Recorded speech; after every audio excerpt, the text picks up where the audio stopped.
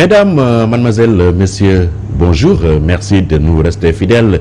Bon dimanche à tous. Bienvenue dans ce nouveau numéro de l'émission Opinion. Ce dimanche, nous avons le plaisir et l'immense honneur de recevoir Dr Pape Moussa Thior. Dr Thior, bonjour. Bonjour Père Edouard. Merci d'avoir accepté notre invitation. C'est moi qui vous remercie. J'en profite pour saluer aussi les auditeurs de Walf FM et de Walf TV. Voilà. Alors, docteur, en 1992, vous avez obtenu votre doctorat en médecine à l'université Cheikh Anta Diop de Dakar. 1997, master en santé publique à l'université de Dakar toujours. 2002, master en paludologie à l'université Shanghai en Chine. 2009, master en business administration MBA, université Paris Dauphine.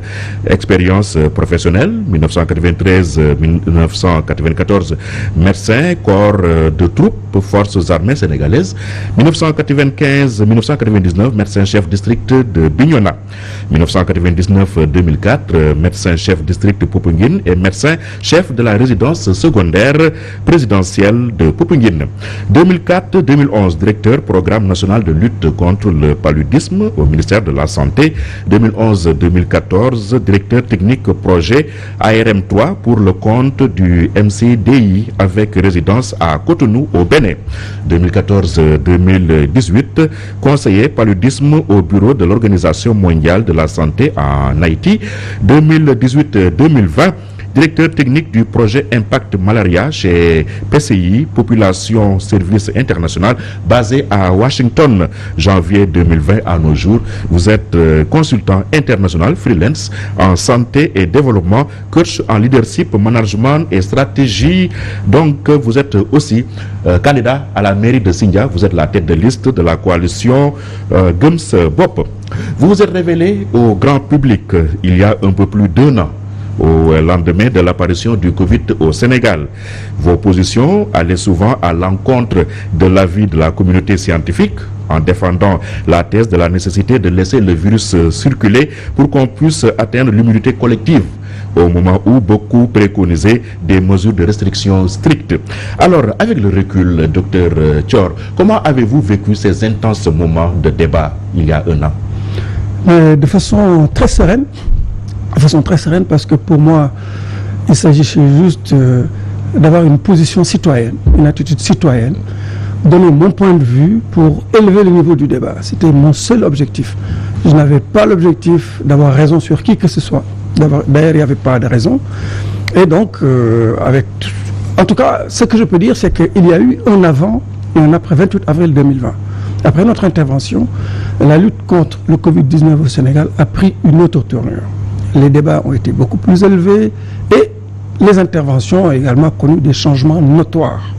Vos positions ont pesé lourd sur la balance? Tout à fait, tout à fait. Lorsque nous avons eu à donner notre point de vue sur la manière dont le virus était géré, les stratégies qui ont été choisies, je pense que les gens le veuillent ou non, ils étaient obligés de tenir compte de notre point de vue pour aller de l'avant.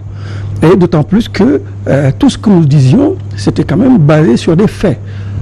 Personne ne pouvait aujourd'hui, à l'époque, nous donner les raisons pour lesquelles on fermait des écoles, on fermait des mosquées, on empêchait les gens d'aller d'une région à une autre. Il n'y avait aucune raison objective. Compte tenu des informations sanitaires que nous avions au Sénégal, il n'y avait pas de raison. Et ça, personne ne l'a démenti. Donc je crois que c'était très bien qu'on ait un débat beaucoup plus relevé, parce qu'avant, qu'est-ce qu'il y avait? On apprenait aux gens comment se laver les mains à longueur de journée. Après ça, les gens sont allés regarder qu'est-ce que ça veut dire immunité collective, qu'est-ce que ça veut dire cas communautaire, et c'est bien que les gens discutent dans ce sens. Je pense que la science a gagné, et puis bon, voilà, les populations ont aussi gagné. Oui, justement, aujourd'hui, pratiquement, les cas se comptent par 1, 2, souvent même il y a 0 cas, aucun cas détecté en 24 heures. Ce résultat, le Sénégal le doit à qui? Aux populations qui ont respecté les mesures barrières ou bien au vaccin? Moi, je dirais à la nature. Vous savez très bien que le taux de couverture vaccinale, les personnes complètement vaccinées au Sénégal ne dépassent pas 5%. Si vous voyez les nombres de gens qui ont reçu une dose, peut-être ça peut aller jusqu'à 8%. Mais si vous regardez les gens qui ont effectivement reçu 2 doses, ça ne fait pas plus de 5%. personne n'ose dire qu'avec 5% de taux de vaccination, on a un impact sur une population générale. Aucun spécialiste sérieux ne peut tenir ça. Au maximum, vous pouvez avoir un impact sur les personnes qui étaient à risque, parce qu'ils vont avoir moins de chances de décéder, et ils n'étaient pas les cibles. On a ciblé toute la population. Donc, vacciner 5% de la population, vous ne pouvez pas avoir un impact. La deuxième chose, c'est que tout le monde peut constater que le respect des mesures barrières est illusoire dans un environnement comme le nôtre. Vous ne pouvez pas, avec les moyens de transport qu'on a aujourd'hui, espérer respecter les distanciations physiques. La façon dont les gens vivent dans les maisons, la promiscuité ne permet pas de respecter les gestes barrières. Donc aujourd'hui, vouloir dire aussi que les gens respectent les gestes barrières, c'est la raison pour laquelle on a des baisses de cas, ce n'est pas exact. Personne ne peut le dire. Par contre, ce qu'on peut dire, c'est que cette maladie s'est manifestée de façon tout à fait différente pour les populations des pays tempérés et autres, que pour les populations des pays qui vivent dans le bloc épidémiologique de l'Afrique de l'Ouest, notamment ici au Sénégal. Tout le monde a pu voir que les cas ont été beaucoup moindres, la sévérité de l'infection a été beaucoup moindre. Ça, c'est des constats, on ne sait pas pourquoi. On a évoqué la jeunesse de la population, qui est une réalité. On a aussi évoqué les problèmes environnementaux. On a aussi évoqué des problèmes qui étaient liés à l'anatomie même du virus, qui n'aiment pas être soumis à une réplication intensive. Lorsque vous laissez les populations circuler beaucoup, le virus a l'habitude de se multiplier très très rapidement, et quand il se multiplie rapidement, il fait des erreurs de réplication. Et au bout du compte, notre organisme naturellement arrive à prendre le dessus sur ces virus-là, et c'est ce qui est arrivé lors de la poussée dernière qu'on appelle quatrième vague. Et donc, je pense qu'aujourd'hui, il y a beaucoup moins de cas. C'est des cas résiduels même qu'on a, et il n'y a pas beaucoup de respect des gestes barrières. On n'a pas un taux de vaccination énorme, donc je pense que c'est la nature qui nous a fait un don de ça, et nous devons en rendre grâce à Dieu. Est-ce que l'erreur de départ n'a pas été de vouloir calquer la riposte à la méthode occidentale? Mais tout à fait, je l'ai dit. J'ai dit que nous avons voulu faire du mimétisme en santé publique, et en santé publique, le mimétisme ne marche pas. Il n'y a pas 2 à 3 façons de faire la santé publique. Si vous voulez répondre à une urgence de santé publique de portée internationale, vous devez penser global mais agir local. Agir local, ça veut dire quoi? Ça veut dire que vous devez tenir compte des informations que vous avez dans le pays en termes de mortalité, en termes de morbidité, les facteurs environnementaux, vos moyens, les moyens que vous avez, parce que les moyens déterminent aussi la nature des interventions pour prendre des mesures. On n'a pas fait ça.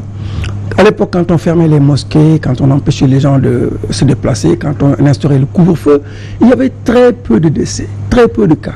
Donc, les mesures qu'on avait prises ne se justifiaient pas du tout. On a paniqué trop vite. Voilà, on a paniqué ou bien on s'est laissé influencer par l'extérieur. Moi, je dirais que j'ai l'impression que quand vous écoutiez le discours du président français, vous avez l'impression qu'il y avait une rediffusion sous une autre forme dans notre tropique.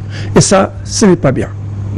Alors maintenant, vous parlez de cas résiduels, pratiquement on n'a plus de cas, ce n'est plus alarmant comme au début. Faut-il pavoiser, faut-il fêter la fin du Covid au Sénégal? Je ne pense pas qu'il faille fêter la fin du Covid, parce que ce n'est pas encore fini. Parce que vous savez, à partir d'une transmission résiduelle, on peut avoir des flambées. Ça, tout le monde le sait. On n'est pas à l'abri d'une autre flambée. Donc, il faut faire attention. Faire attention, ça veut dire quoi? Continuer le travail de surveillance épidémiologique qu'on est en train de faire. Garder un minimum de structures de santé en veille. Parce qu'il ne faut pas fermer les CTE. Parce que pour ouvrir des CTE, ça prend encore un peu de temps. Donc, il faut garder un certain... On ne peut pas aussi laisser des CTE tout à fait ouverts parce que ça coûte de l'argent. Mais il faut laisser ouvert un certain nombre de CTE pour pallier à l'urgence. Parce que si on ferme tout, on n'est pas à l'abri d'une flambée, et si la flambée arrive, les gens vont décéder tout simplement parce qu'on a mis du temps à remettre la machine en marche. Aujourd'hui, on assiste à une recrudescence de la maladie en Europe. Surtout, un pays comme l'Australie prévoit même de confiner les personnes non vaccinées. La Hollande prévoit même de confiner la population de manière générale. Est-ce qu'il faut avoir peur pour notre pays? Bon, moi, je crois qu'en matière de gestion d'épidémie, de façon globale, il faut bannir la peur et la panique. Ça ne sert à rien du tout. Ça amène les gens à prendre des mesures qui ne sont pas adaptées. Il faut toujours garder la sérénité. Notre équipe du ministère de la Santé chargée de la surveillance épidémiologique est une équipe très expérimentée, qui connaît son travail. Il faut les laisser faire leur travail, en silence. Pas la peine de les amener tous les jours à 10 heures, faire un communiqué pour dire aux gens qu'on a 0 cas.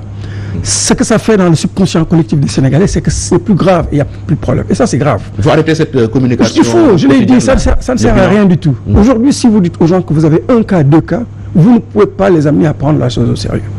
Parce qu'ils se disent, il n'y a rien.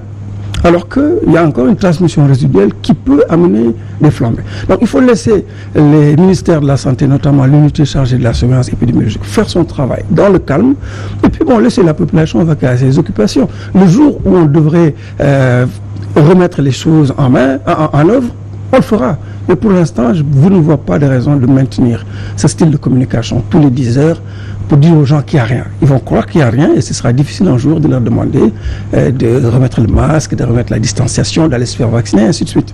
Y a-t-il risque de survenance d'une 4e vague au Sénégal? Mais bien sûr, j'ai dit ce que vous appelez 4e vague, moi c'est ce que j'appelle toujours des poussées épidémiques. Vous savez, quand une maladie arrive, comme celle-là, avec le temps, on dit que la maladie est à l'état endémique. Pour toutes les maladies endémiques, que ce soit le choléra et autres, il y a toujours des poussées épidémiques. C'est ces poussées que les gens appellent des vagues épidémiques. Mais une vague épidémique répond à des critères très très clairs qui n'ont jamais été démontrés au Sénégal. Donc, je ne pense pas qu'une fois, peut-être la dernière vague qu'on a eue, peut ressembler à une vague, parce qu'on a eu une atteinte du pic assez rapidement, une dégringolade assez rapide, et un retour à la normale assez rapide également. Sinon, si vous n'avez pas ça, vous pouvez juste dire que vous avez une poussée épidémique. Voilà, s'en tenir là, au lieu d'affoler les gens avec des termes comme vague épidémique. Voilà. Et l'idée d'instaurer un pass sanitaire pour accéder aux lieux publics, idée invoquée par le chef de l'État dernièrement, est-ce une idée pertinente? Bon, je ne sais pas si c'est une idée pertinente ou non, mais ce que je veux dire juste, c'est que il faut éviter encore là de faire du copier-coller. Si vous écoutez le président français, il reprend les mêmes arguments. Il semble dire que c'est les personnes non vaccinées qui mettent les autres en danger. Ce n'est pas exact. Tout le monde sait que même les personnes vaccinées ne sont pas à l'abri d'une contamination. Ces personnes vaccinées peuvent aussi contaminer d'autres personnes. Donc comment pouvez-vous dire que c'est ceux qui ne sont pas vaccinés qui sont à l'origine de la transmission? Ce n'est pas exact. Ce vaccin n'a aucun effet sur la transmission. Il n'a pas un effet sur le fait d'attraper la maladie. Donc vous ne pouvez pas prendre cet argument pour dire aux gens qui ne sont pas vaccinés que vous êtes les responsables de la propagation du virus. Ce n'est pas juste, ce n'est pas loyal, ce n'est pas exact. Alors, donc si vous voyez le président français qui même a dit qu'il avait un objectif de vacciner 40% les Africains. Donc c'est un président français qui a un objectif pour son territoire. Le Sénégal et les pays africains ne sont pas des territoires de la France. Le président de la France n'a pas à avoir un objectif pour nos pays. Ce n'est pas acceptable. Connaissant nos moyens limités. Non, il n'a pas... C'était de la bienvenue, non? Non, le président de la France ne peut pas dire, il n'est pas acceptable qu'il puisse dire à la télé qu'il a un objectif de vacciner 40% des Africains. Ce n'est pas à lui de le dire. Il peut l'avoir avec un objectif, ne pas le dire et aider les gens à atteindre cet objectif. Mais il ne peut pas le déclarer comme ça. Ce n'est pas acceptable. Moi, je fais partie de ceux qui n'acceptent pas qu'un président de notre pays dise à nos pays ce que nous devons avoir comme objectif, quel que soit le domaine pris, que ce soit un domaine économique, que ce soit un domaine sanitaire ou autre. La souveraineté nous interdit d'accepter ça. Mais est-ce que ce n'est pas du nationalisme de mauvaise aloi? La maladie nous est tombée dessus subitement. Oui, mais on n'était pas suffisamment préparé. Nous avons les moyens pour cette maladie-là de faire face. Nous avons fait face jusqu'à présent sans l'aide de la France. La vaccination ne nous a pas apporté beaucoup de choses. Je vous dis que la nature nous a apporté déjà beaucoup de choses. Avec le peu de moyens qu'on a, si on est un peu réfléchi. Il y a des pays africains qui n'ont pas fait du confinement. Allez au Bénin. Le Bénin n'a jamais pris de mesures restrictives. Ils s'en sont pas partis pire que nous. Donc je crois qu'il faut savoir raison garder et ne pas reprendre ce que les Français et les Européens disent. Quand ils veulent nous faire accélérer la vaccination chez nous, nous devons trouver des stratégies pour y arriver. Et non proposer un pass sanitaire qui ne va créer que des problèmes. Souvenez-vous, c'est les autorités même qui le disent, les manifestations de début mars de l'année dernière étaient en partie dues aux conséquences des mesures restrictives qu'on avait prises. Vous allez créer un pass sanitaire, vous allez encore créer les mêmes causes. Et ces mêmes causes vont créer les mêmes effets. Vous allez empêcher à une maman de vendre ses aliments dans une zone où il le faisait d'habitude, tout simplement parce que cette personne n'est pas vaccinée. Vous allez empêcher des travailleurs d'accéder à certaines zones, tout simplement parce qu'ils ne sont pas vaccinés. Et ça crée des frustrations, ça crée des tensions. Il faut bien réfléchir avant de proposer ce genre de mesures. Et la dernière chose que je voulais dire aussi, vous savez, les populations sont très intelligentes.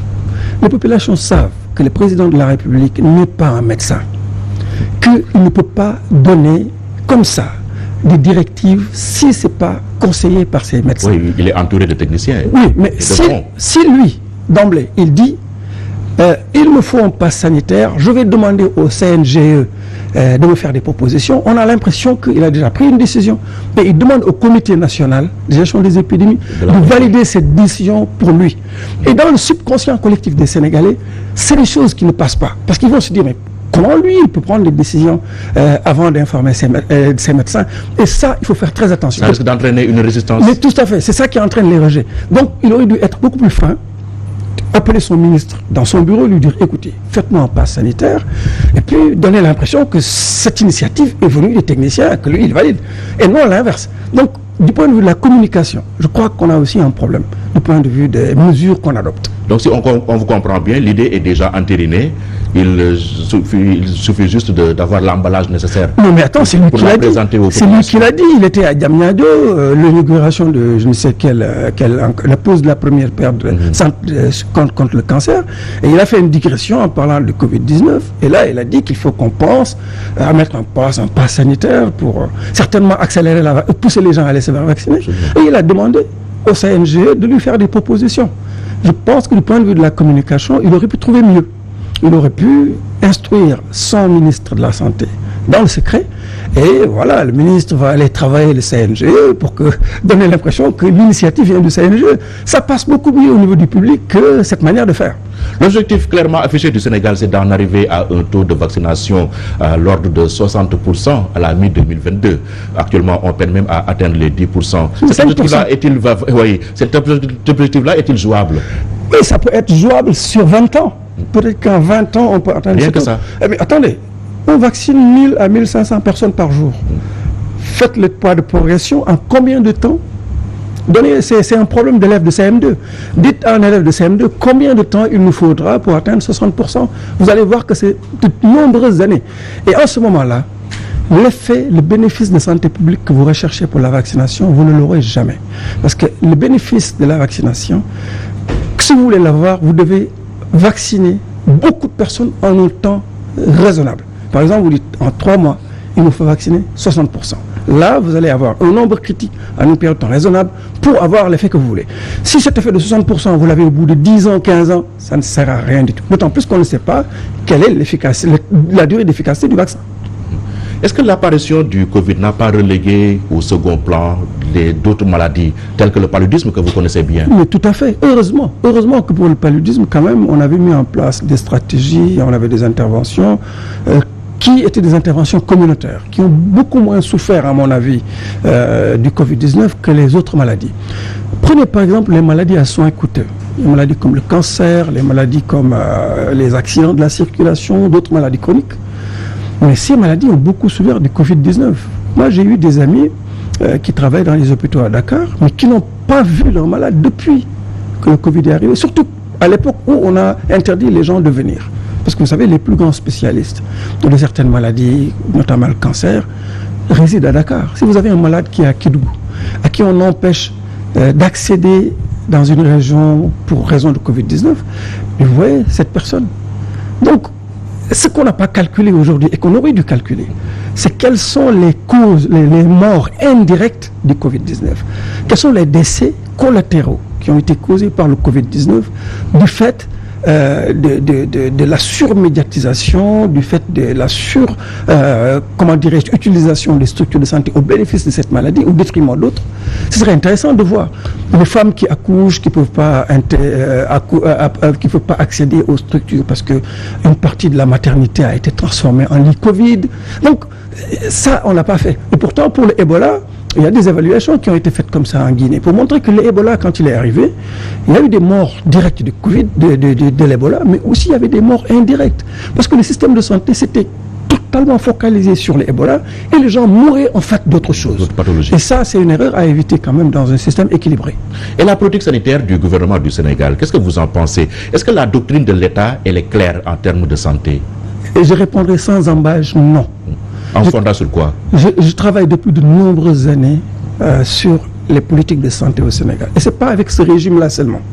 Depuis le régime du président Abdou Diouf, en passant par le régime du président Abdoulaye Wade jusqu'à présent, un des points faibles que moi j'ai noté, c'est qu'il n'y avait pas de vision très claire de ce qu'on voulait faire en matière de santé au Sénégal.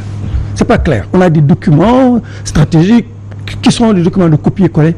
Parce que souvent, le consultant qui écrit ces documents, c'est des gens qui viennent des organisations internationales, notamment l'OMS pour ne pas le nommer. Et ils ont souvent des canevas qui remplissent. Si vous lisez le plan stratégique de lutte contre le paludisme du Sénégal et vous lisez le plan de lutte contre le paludisme du Bénin, si vous changez Bénin par Sénégal, vous avez le même plan, les mêmes objectifs, les mêmes stratégies, les mêmes interventions. Parce que le Global Malaria Programme donne des objectifs mondiaux, donne des stratégies mondiales et tous les pays sont obligés de suivre ce canevas et cette stratégie. Et ça, ce n'est pas bien en santé publique. Quand vous voulez bâtir des stratégies, vous devez partir d'une analyse de la situation, du point de vue environnemental, du point de vue social, du point de vue légal, du point de vue tout ce que vous voulez. Et à partir de là, vous faites une analyse en interne et en externe pour tirer des forces, des faiblesses, des opportunités, des menaces. Et c'est la combinaison de ces éléments, forces, faiblesses, opportunités, menaces, qui doivent vous amener à choisir une stratégie. Étant entendu que ces forces, faiblesses, opportunités et menaces ne sont pas les mêmes dans les autres pays, vous ne pouvez pas avoir les mêmes stratégies d'un pays à un autre. Et donc, du point de vue de la politique de la santé, c'est la même chose. On a de très beaux documents qui sont très bien écrits, mais le lecteur ne voit pas très clair où est-ce qu'on va en venir. Et ça, c'est une grosse faiblesse qu'il faut corriger. Il faut avoir des stratégies par nous-mêmes. Adaptées, penser par nous-mêmes. Et le consultant, quand il arrive, il n'a qu'à appuyer. Mais très souvent, si vous ne suivez pas le canevas de l'OMS, vous n'aurez pas de financement. Oui, c'est ça le nerf de la guerre. Voilà. Vous n'aurez pas de financement parce que le Fonds mondial, quand lui, il étudie votre dossier, il va voir est-ce que votre plan est aligné avec le plan mondial de lutte contre le paludisme. Si ce n'est pas aligné, ils ne vont pas vous donner de l'argent. Je le sais parce que j'ai travaillé sur ces projets pendant de nombreuses années. Et on m'a tapé sur les doigts parce qu'à un moment, je n'ai pas voulu respecter les directives mondiales. Vous savez-vous que les tests de diagnostic rapide, le Sénégal les a introduits en 2007, il n'y avait aucune directive mondiale. Nous avions jugé au niveau du Sénégal qu'on devait avoir un moyen de diagnostic supplémentaire et les tests diagnostiques étaient une très bonne opportunité et nous avons pris l'argent du Fonds mondial qui était disponible pour acheter des tests. Mais ça nous a coûté très très cher parce que le Fonds mondial nous a tapé sur les doigts et c'est par la suite, en 2010, que l'OMS a pondu, si je peux me permettre le terme, des directives, alors que nous, on avait introduit les tests de diagnostic rapide 3 ans avant. La même chose, c'est pour les tests, les médicaments à base de dérivés d'artémisinine. Avant que l'OMS n'ait sorti ces directives, nous, on les avait déjà introduits. Et vous avez vu les résultats qu'on a eus au niveau du Sénégal, parce que nous étions basés sur une analyse de la situation pour dire que telle intervention, c'est ce que nous devions faire. C'est pour ça aujourd'hui, dans toute la sous-région, le Sénégal est un des pays qui a le plus faible taux de mortalité et de morbidité lié au paludisme. Parce que nous avions choisi des interventions par nous-mêmes, des interventions adaptées à notre pays et des interventions qu'on pouvait supporter. Mais est-ce qu'on peut se détacher du joug de l'OMS? C'est comme en économie avec les institutions de Bretton Woods. C'est toujours possible. Qui paye commande. C'est toujours possible. On veut faire croire aux gens que nous n'avons pas les moyens. Ce n'est pas exact. Nous avons beaucoup de moyens. Le budget de l'État, s'il est très bien utilisé, peut régler beaucoup de problèmes. Il faut juste, quelquefois, faire face à ces dictateurs. Parce que moi, j'appelle ça de la dictature sanitaire. Il faut le faire face. Moi, je passais tout mon temps à me chamailler avec les fonctionnaires internationaux qui étaient affectés à Dakar parce que je n'acceptais pas qu'on m'oblige à faire des choses tout simplement parce que la personne qui le disait venait de Washington ou de Genève. C'est d'ailleurs une des raisons pour lesquelles j'ai quitté ce système, parce qu'on ne peut pas passer son temps à se chamailler avec les gens. À un moment, on est fatigué et puis bon, il faut aller faire autre chose. Mais il est possible, il est très possible de penser par nous-mêmes et d'utiliser les maigres moyens qu'on a pour mener nos interventions. Si les bailleurs de fonds veulent, ils vont nous suivre. S'ils ne veulent pas, mais tant pis pour eux. Ils ont beaucoup plus intérêt à collaborer avec nous. Il faut le savoir. Il faut savoir que ces bailleurs de fonds, ils ont beaucoup plus intérêt à collaborer avec nous que nous d'accepter leur offre financière. Une autre affaire qui a plongé dans les mois l'opinion publique sénégalaise, il y a une semaine, un de vos confrères a été retrouvé mort avec des membres de sa famille, le docteur Falla Paye. Avez-vous été choqué en apprenant cette nouvelle? Oui, comme tout le monde, comme tous les Sénégalais, j'ai été très très choqué, j'ai été très attristé par cette histoire. Moi, j'ai eu à lire la longue lettre que le défunt, paix à son âme, a laissée. Mais ma conclusion est qu'il y avait une grande souffrance. Il y avait une grande souffrance et puis peut-être que cette personne avait besoin d'être aidée, d'être soignée. C'était un appel au secours. Je pense que souvent on critique des gens ou bien on juge, mais on est en train de juger un malade. Excusez-moi le terme. Une personne saine d'esprit ne peut pas écrire ce qui a été écrit. Ne peut pas faire ce qui a été fait. Je pense qu'une personne saine d'esprit, je ne suis pas psychiatre, mais je pense que les psychiatres seront d'accord avec moi qu'il y avait quand même des troubles évidents de la personnalité et du comportement chez ce monsieur qui en est arrivé à ôter la vie de ses enfants et à se tuer lui-même. Et c'est vraiment malheureux. Je pense que une personne normale ne peut pas faire ce qui a été fait. Et le taux de suicide de plus en plus élevé au Sénégal. On a parlé de plus de 143 cas de suicide rien qu'à Dakar en 10 ans. Donc, qu'est-ce que vous en pensez, vous? Moi, je pense qu'il y a, vous savez, la crise. Il y a une crise quand même, la crise économique qui touche tout le monde, surtout les populations les plus jeunes. Aujourd'hui, vous voyez un jeune qui est retraité dès sa naissance. Il termine ses études, il regarde l'horizon, mais il n'a aucune perspective de s'en sortir. Et pourtant, ce jeune, il lui faut créer une famille, il lui fait souvenir à ses besoins lui-même, il lui faut aider sa famille. C'est très très difficile de demander le café à sa mère ou à son père quand on a 25 ans. Ce n'est pas facile. Le suicide n'est pas non plus la solution. Oui, je ne dis pas que c'est la solution. Je veux juste expliquer qu'il y a quand même des difficultés existentielles dans ce pays. Et il y a également, comment dirais-je, un remaniement de notre société qui fait qu'aujourd'hui, il y a des remparts qui ont sauté.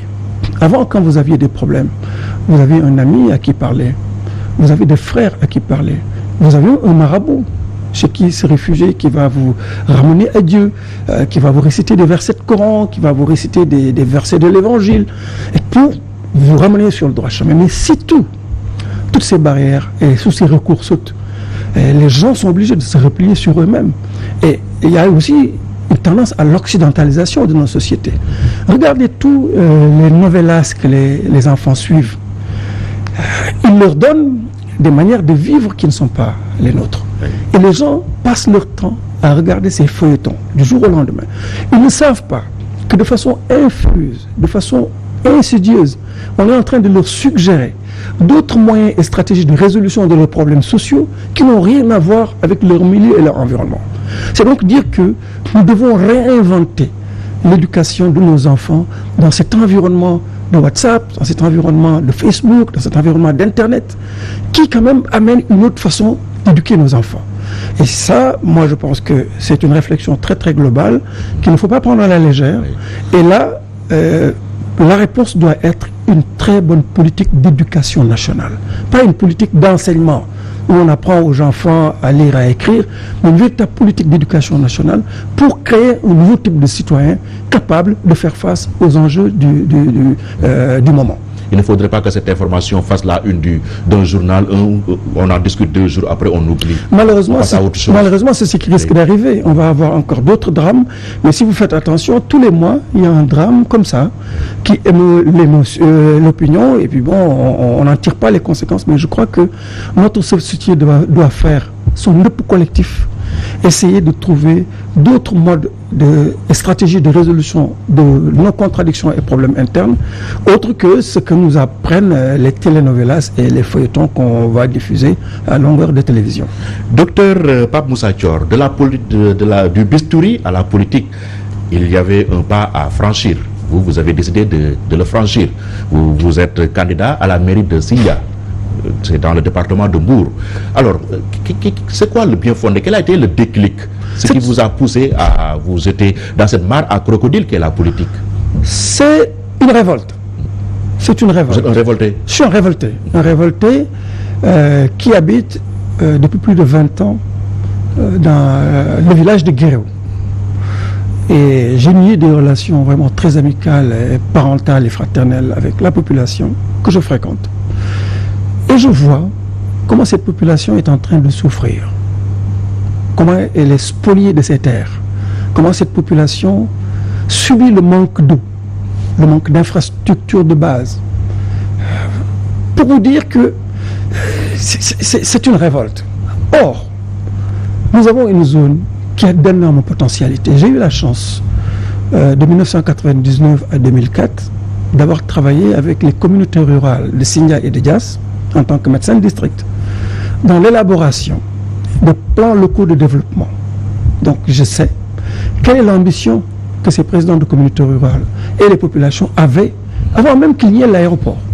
Donc je connais très bien tout ce qu'il y a. Et quand je vois ce que ces communes sont devenues 10-15 ans après, il ne s'est rien passé. Il n'y a eu aucune amélioration. Et la faute, elle est indubitablement attribuable à ceux qui sont chargés de gérer le vécu et le quotidien de ces populations, notamment les maires, qui sont aujourd'hui détenteurs de la puissance locale, si j'ose dire. Ils ont des moyens limités. Oui, vous savez, le problème... 70 à 75% du budget sert au fonctionnement de la mairie. Père Edouard, je vais vous dire une chose. Je pense que le premier moyen que nous avons pour faire face à nos problèmes, c'est les moyens humains. Vous devez avoir des gens qui sont des patriotes, des gens qui aiment leur pays. Ce que vous dites là ne s'applique pas dans la commune de Malicounda, qui est voisine de la nôtre. Ça ne s'applique pas à la commune de Ngaparou, qui est très fière de leur mère. Ils ont de l'eau, ils ont de l'électricité. Allez dans la commune de Sandiara, c'est les mêmes environnements, c'est les mêmes budgets. Donc, c'est des excuses que les gens donnent pour mal faire. La malchance que nous avons au niveau de la commune de Sindia, c'est en fait, on n'a même pas de maire en fait. On n'a pas de maire. Si. Le maire, il est socialiste. Je suis désolé. Un maire, ça sert à régler les problèmes de population. Je défie quiconque vivant dans la commune de Sindia, même les partisans du maire, de me dire depuis 7 ans quelle est la réalisation majeure que cette équipe a faite. Dans le village de Guéréo où je suis originaire, ils n'ont absolument rien fait. Pendant l'ouverture des classes, les populations sont obligées de se cotiser pour acheter des tables bancs. Les populations n'ont pas accès à l'eau. L'environnement n'est pas géré. Les terres sont spoliées et vendues. C'est la seule activité. C'est-à-dire c'est des gens qui se comportent comme s'ils étaient des courtiers en immobilier qui ont transformé la mairie en une vaste une agence immobilière où ne sont reçus que ceux qui viennent pour des transactions immobilières. Toutes les autres demandes, les projets qui viennent pour le développement, vous n'êtes pas reçus. Je connais des gens qui étaient de potentiels partenaires qui m'ont raconté qu'ils étaient venus à la commune de Sindia, ils ont passé une journée. Ils n'ont pas pu voir le maire. Je leur ai dit, mais écoutez, il fallait trouver une astuce. Il fallait juste dire que j'ai 5 hectares à vendre par ici et vous allez être reçu à l'instant.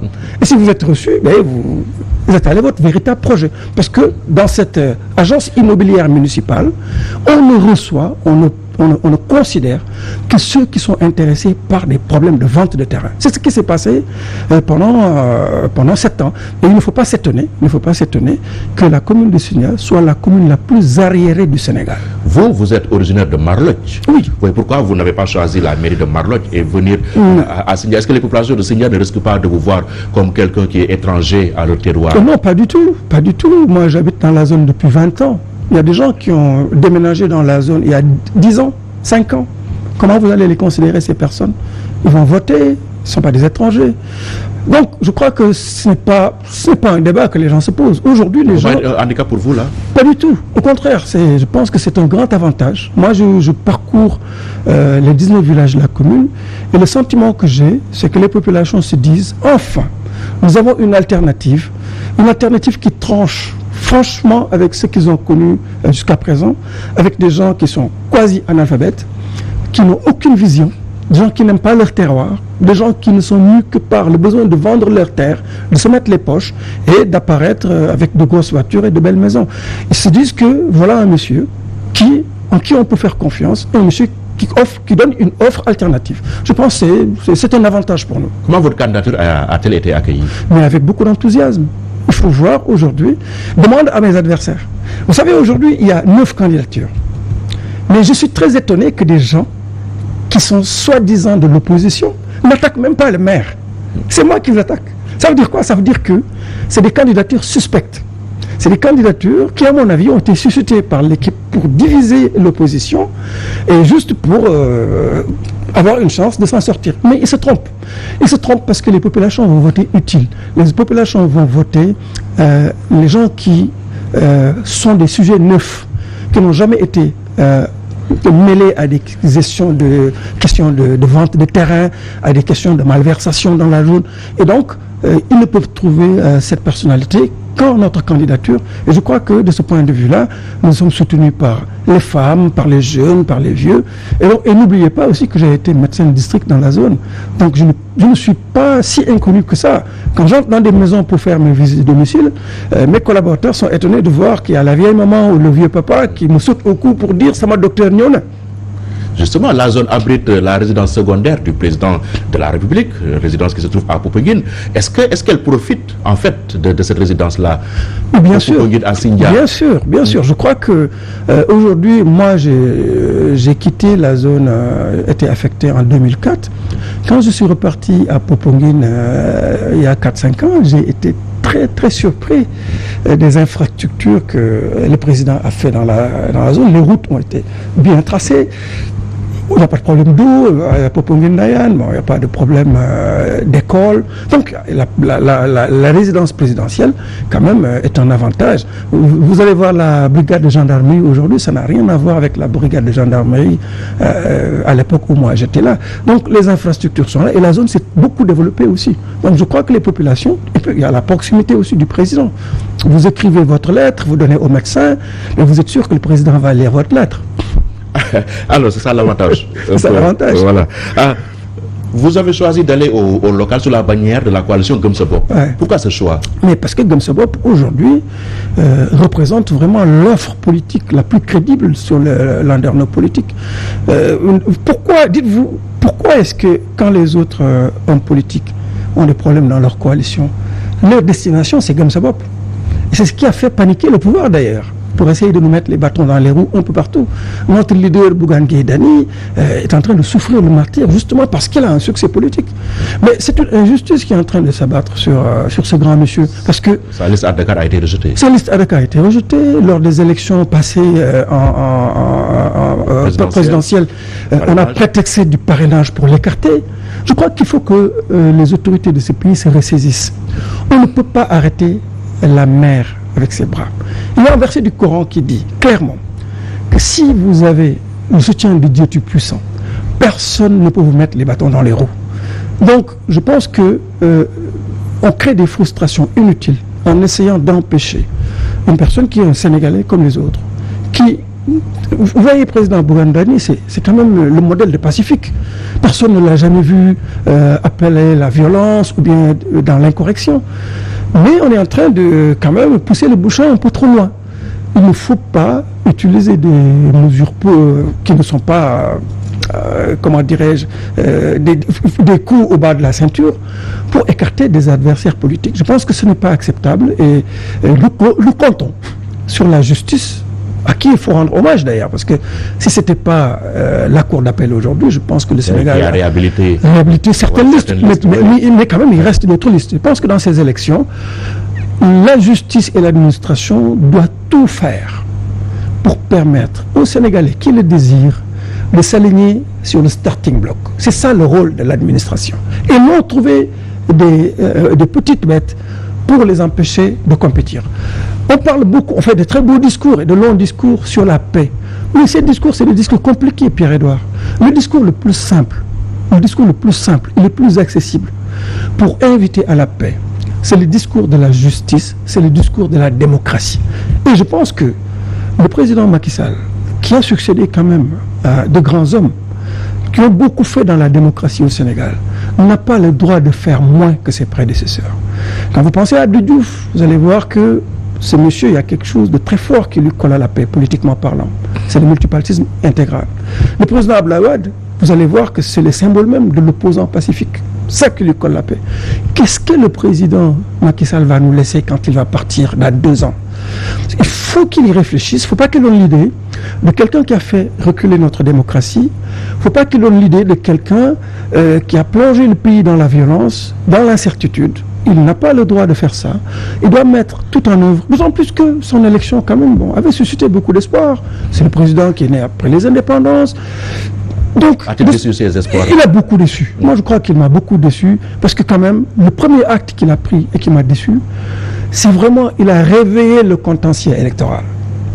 Ses prédécesseurs avaient réussi à créer l'ONEL, la Sénat, avec des personnalités neutres. Le général Niang, le général Cissé. Et donc, on pouvait aller aux élections en se disant que, quelles que soient les décisions prises, on ne va pas accuser le régime. Donc, le contentieux électoral de ce point de vue était quand même réglé. Mais qu'est-ce que le président Macky Sall a fait? Dès 2012, il a nommé un ministre de l'Intérieur partisan, Mbaye Ndiaye. C'était un lever de bouclier, personne n'a compris. Et lui, qui a mené tous ses combats dans l'opposition, il ne devait pas faire ça. Ousmane Ngom a organisé des élections qui ont abouti Ousmane Ngom n'avait pas à une défaite de Abdoulaye Wade. Ousmane Ngom ministre de l'Intérieur. Ousmane Ngom n'avait pas, souvenez-vous quand même, il y avait un ministre des élections, Cheikh Gueye. Mais il était le ministre de l'Intérieur. Oui, mais le ministre de l'Intérieur à l'époque n'était pas chargé. Et on dit que c'est l'administration électorale qui organise les élections. Je suis d'accord. Et elle est rompue à la tâche. Je ne dis pas le même. On ne peut pas exclure l'administration de l'organisation des élections. Moi, je parle du point de vue des principes et des acquis démocratiques. Si de Diouf à Wade, la classe politique s'est réunie pour discuter et s'entendre sur des consensus forts, il faut s'interdire de rompre ces consensus. Moi, c'est ce dont je parle. Je n'ai jamais dit que l'administration ne pouvait pas organiser les élections, parce que même quand M. Chergué était le ministre chargé des élections, il s'appuyait quand même sur les préfets et les gouverneurs pour organiser les élections. C'est leur rôle. Personne ne va leur dénier ça. Mais si vous enlevez tout ça, le ministre le chargé des élections, vous réduisez le poids de la Sénat, vous amenez le ministre de l'Intérieur qui dit devant tout le monde que moi je vais tout faire pour que mes partisans et mes militants aient leur carte d'identité. Quand à côté on voit que vos adversaires peinent à recevoir les cartes d'identité, ça pose problème.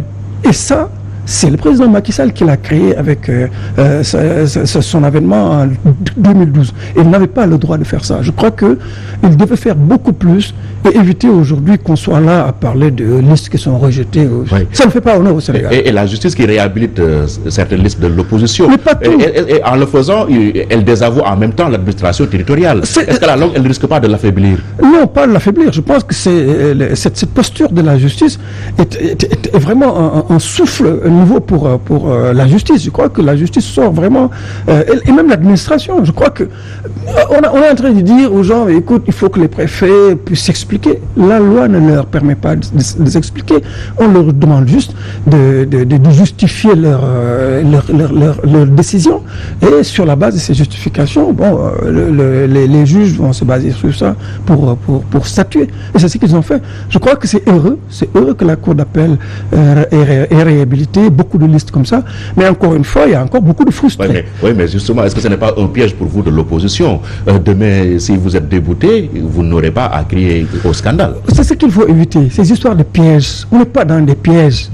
Il faut jouer le jeu de la transparence. C'est pour ça, moi, je dis que quand la classe politique discute et s'entend sur des consensus forts, il faut s'interdire de toucher à ces consensus. Je crois que si le président Macky Sall était venu continuer exactement ce que le ministre, l'ancien régime sous Abdoulaye Wade avait fait en matière électorale, je pense que personne n'aurait crié.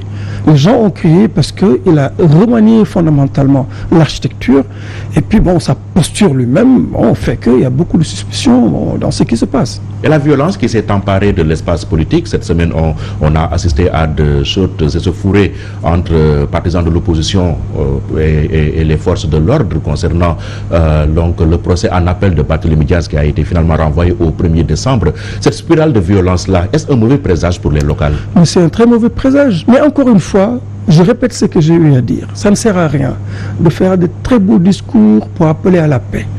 Le moyen le plus simple pour arriver à la paix, c'est de promouvoir la bonne démocratie. C'est de promouvoir la justice. Si les gens savent qu'il y a une justice pour dire le droit, personne ne va faire violent. Mais regardez ce qui se passe dans Dakar. L'impression que les citoyens ont, c'est que le régime instrumentalise son administration et la justice pour arriver à avoir des candidats à leur portée. C'est ça. On élimine Bougane Gueye Dany. Ils savent très bien que Bougane va prendre la mairie s'il est aligné. Ils le savent très bien. Vous savez, les gens les mieux informés dans ce pays, c'est pas moi. Ils savent très bien que ce monsieur va les battre. Alors qu'est-ce qu'on fait? On utilise des prétextes. Vous savez, je vais vous dire une chose. La chose la plus facile au monde, c'est de faire une liste électorale. Une liste électorale, c'est pas compliqué. Comment on peut se baser sur la confection d'une liste électorale pour éliminer quelqu'un? C'est pas sérieux. Ce n'est pas sérieux. Si moi je veux organiser des élections transparentes, même si vous faites une erreur sur votre liste, je vous demande de corriger la liste. Il est où le problème? Donc on ne peut pas se baser sur des erreurs de liste pour éliminer des candidats. Deuxième chose, Barthélémy Dias. Mais tout le monde sait que c'est le Tahaou Dakar qui avait laminé le pouvoir lors des dernières élections. Et Khalifa Sall est toujours là. Il s'allie avec le PASTEF, mais c'est une coalition qui fait peur au pouvoir. Et eux, ils sont obnubilés par une victoire à Dakar. Donc qu'est-ce qu'ils font? Ils essaient de neutraliser par des moyens administratifs et judiciaires leurs adversaires. Et ça, c'est pas élégant. Ce n'est pas élégant et je pense que personne ne va accepter ça. Et c'est ça qui est le lit de la violence. Ce n'est pas des discours ou bien les postures des uns et des autres. Si vous privez un citoyen de ses droits les plus élémentaires et les plus fondamentaux, qu'est-ce que vous voulez que ces citoyens fassent?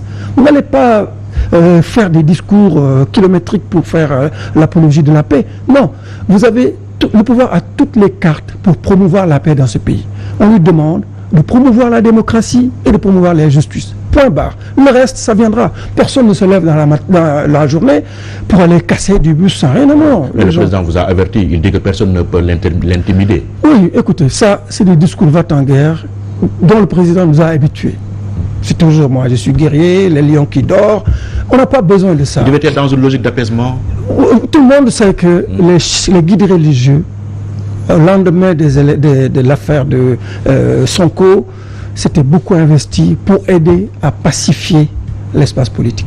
Mais on a vu que depuis, on a l'impression qu'il a des regrets. Il est allé au centre de Diamniadio pour dire oui, plus jamais ça. Plus jamais ça. Pourquoi vous dites plus jamais ça? Remettez les mêmes causes, vous aurez les mêmes effets. Vous avez vu, vendredi passé, quand on a convoqué Barthélémy Dias, la police et les forces de l'ordre étaient au bord du débordement. Ah oui, je crois qu'il ne faut pas jouer avec le feu. Ça ne sert à rien de bomber le torse. Ce n'est pas ce qu'on attend d'un président de la République. Ce qu'on attend d'un président de la République, comme un président de la République du Sénégal, c'est de promouvoir la démocratie, de l'approfondir, de promouvoir la paix, la justice. S'il le fait, il aura la paix. S'il ne le fait pas, ce n'est pas la peine de bomber le torse. Personne n'acceptera qu'on le prive de ses droits élémentaires. Personne. Moi, j'ai été soldat. J'ai accompagné des troupes. J'ai ramassé des soldats qui sont morts sur le théâtre des opérations. Vous pensez qu'il y a quelqu'un de plus patriotique que ces gens qui ont donné leur vie à ce pays? Et ces gens sont toujours dans le théâtre des opérations, en Casamance, au Mali et autres. Il faut qu'on pense à ces gens qui sont prêts à sacrifier leur vie pour cette nation. Et quand on pense en ça, on va oublier notre propre personne, que quel que soit le sacrifice que nous faisons en tant que politique, en tant que cadre, ce sacrifice ne sera pas au-dessus de celui qui a décidé de donner sa vie pour cette nation. Et vous, pourquoi vous vous êtes subitement radicalisé? Je ne suis pas radicalisé. Moi, j'ai toujours été comme ça. Ceux qui me connaissent au niveau de l'administration, dans ma carrière, savent que moi, je n'aime pas l'injustice. D'où qu'elle vienne, je n'aime pas l'injustice. C'est un trait de caractère qui m'est propre. Je ne suis pas... Mais là, vous êtes dans l'arène politique, vous donnez des coups, mais il faut aussi savoir en recevoir. Mais il n'y a pas de souci. Vous êtes prêt? Bien sûr, bien sûr. Juste que ce soit des coups, oui, qui sont des coups réguliers. Ils ne sont pas toujours conventionnels. Moi, je ne donne jamais de coups au-dessous de la ceinture.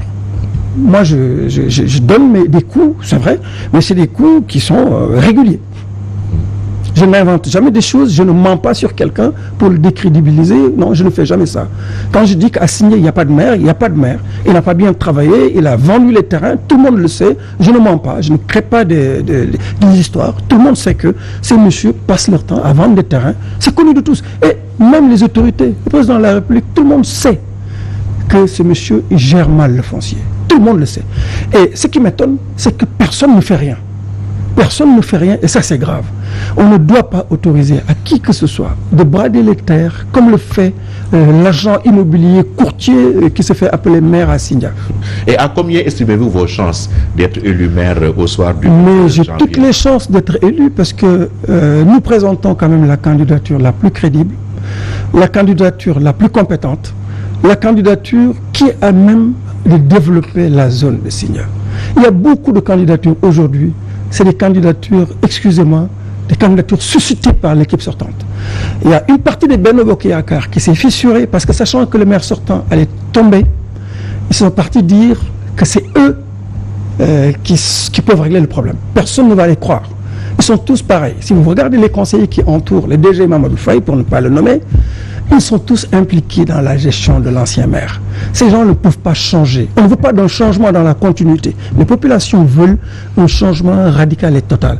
Et le seul candidat aujourd'hui qui peut leur offrir ce changement total et radical, c'est le docteur Moussa Thior, pour qui ils sont appelés à voter pour que la commune de Sindia rattrape son retard qu'il a par rapport aux autres communes voisines. Merci. Merci docteur Pape Moussa Thior, consultant international en santé et développement et candidat à la mairie de Sindia. Merci infiniment. Merci beaucoup, merci. Bien. Mesdames et messieurs, ainsi prend fin ce numéro de Opinion. Merci de l'avoir suivi. Rendez-vous dimanche prochain. Au revoir. C'est court.